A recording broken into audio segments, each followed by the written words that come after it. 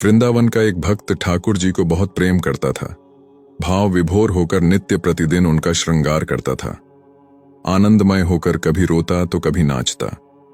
एक दिन श्रृंगार करते हुए जैसे ही मुकुट लगाने लगा, तभी मुकुट ठाकुर गिरा देते।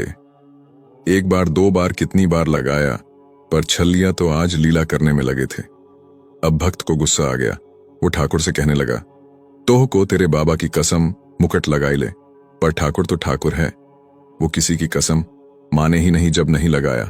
तो भक्त बोला, तो को तेरी मैया की कसम। ठाकुर जी माने नहीं। अब भक्त का गुस्सा और बढ़ गया। उसने सबकी कसम दे दी। तो है मेरी कसम, तोरी गायों की कसम, तोरे सखां की कसम, तोरी गोपियों की कसम, तोरे ग्वालों की कसम, सबकी कसम दे दी। पर ठाकुर तो टस से मस न हुए। अब भक्त बहुत परेशान हो गया और दुखी भी। फिर खींच गया और गुस्से में बोला, ए गोपियन के रसिया, ए छलिया, गोपियन के दीवाने, तो को तोरी राधा की कसम है, अब तो मुकुट लगा ले। बस फिर क्या था, ठाकुर जी ने झट से मुकुट धारण कर लिया। अब भक्त भी चिढ़ गया। अपनी कसम दी, गोप गोपियों की, माँ बाबा ग्वालन की दी, किसी की नहीं सुनी, लेकिन राधा की कसम दी तो मान गए। अगले दिन फिर जब भक्त श्रृंगार करने लगा तो इस बार ठाकुर ने बांसुरी गिरा दी।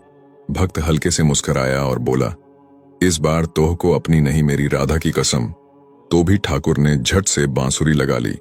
अब भक्त आनंद में आकर कर झरझर रोने लगा। भक्त कहता है, मैं समझ गया मेरे ठाकुर, तो को राधा भाव समान निश्चल निर्मल प्रेम ही पसंद है, समर्पण पसंद है, इसलिए राधा से प्रेम करत है। अपने भाव को राधा भाव समान निर्मल बनाकर रखे, अपने प्रेम को पूर्ण समर्पण रखे, सरलता में ही प्रभु है।